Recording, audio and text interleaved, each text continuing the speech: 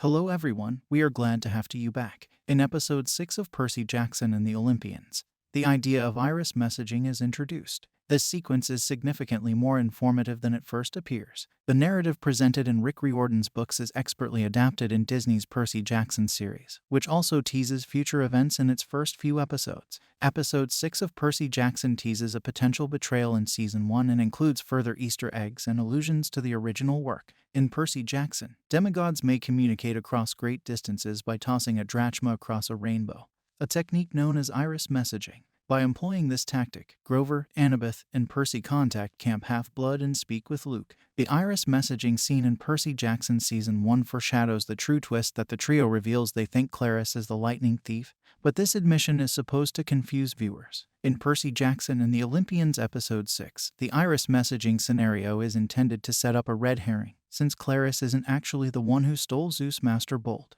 Grover assumes his children are engaged because of Ares' actions in Episode 5. However, this is not accurate. This might be confirmed if he brings his concerns to Camp Half-Blood, presuming Chiron and Dionysus received the message in the first place. Even while the iris messaging scenario is designed to confuse viewers, it does hint at the presence of the lightning thief. Luke is the one who will betray Percy at the conclusion of Season 1, so it's important that Grover, Annabeth, and Percy speak to him in Percy Jackson and the Olympians Episode 6. The Oracle warns the main character of the show that a buddy would betray him, and Luke has already started this by giving Percy Hermes' sneakers. When Percy gets to the underworld, Luke wants the sneakers to drag him into Tartarus. This will liberate Kronos, the villain Luke is serving. The person Percy continues dreaming about is Kronos, who uses Luke's animosity toward his father to convince Luke to betray Olympus. Luke is all too ready to assume that Clarice is the lightning thief during the iris messaging scene.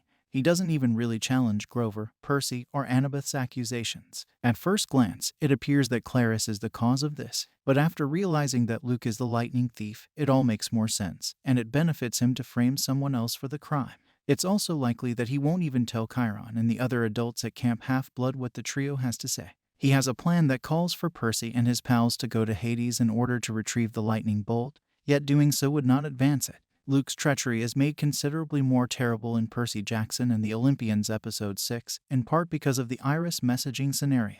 It will be harder for Grover, Annabeth, and Percy to accept the truth that Luke has betrayed them because they were so willing to trust him with details about their mission. It would hurt less if this came from a character they already had doubts about. But they don't seem to be considering the prospect that Luke would betray Camp Half-Blood, so this development will be extremely unpleasant. Thank you for watching. Please subscribe.